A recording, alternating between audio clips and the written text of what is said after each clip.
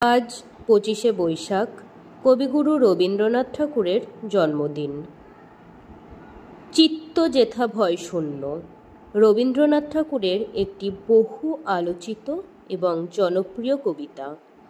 মূলত কবিতাটি 1910 সালে প্রার্থনা নামে প্রকাশ পায় এবং রবীন্দ্রনাথের গীতাঞ্জলি কাব্যগ্রন্থে সংযুক্ত করা হয়। ভারতের স্বাধীনতা আন্দোলনের পূর্বলিখিত এই কবিতায় কবিগুরু রবীন্দ্রনাথ ঠাকুর রাজনৈতিক স্বাধীনতার ঊর্ধ্বে গিয়ে ব্যক্তি স্বাধীনতার আবশ্যকতা এবং সার্থকতা অত্যন্ত সুন্দরভাবে ফুটিয়ে তুলেছেন এই কবিতার মাধ্যমে। চিত্ত যেথা ভয় শূন্য, উচ্চ যেথা শির, জ্ঞান যেথা মুক্ত, যেথা গৃহের প্রাচীর।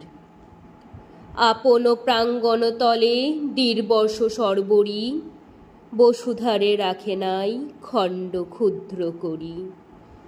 যেথা বাক্য হৃদয়ের উৎস মুখ হতে উচ্ছ্বসিয়া ওঠে, যেথা নির্বারিত স্রোতে দেশে দেশে দিশে দিশে কর্মধারাধায়, অজস্র সহস্রবিধ চরিতার্থ তাই। যেথা তুচ্ছ আচারের মরুবালু রাশি, বিচারের স্রোতপথ ফেলে নাই গ্রাসী। পৌরুষেরে করেনি শতধা, নিত্য যেথা তুমি, সর্বকর্ম চিন্তা আনন্দের নেতা। নিজ হস্তে নির্দয়ী আঘাত করি পিত, ভারতের সেই স্বর্গে কর জাগরিত।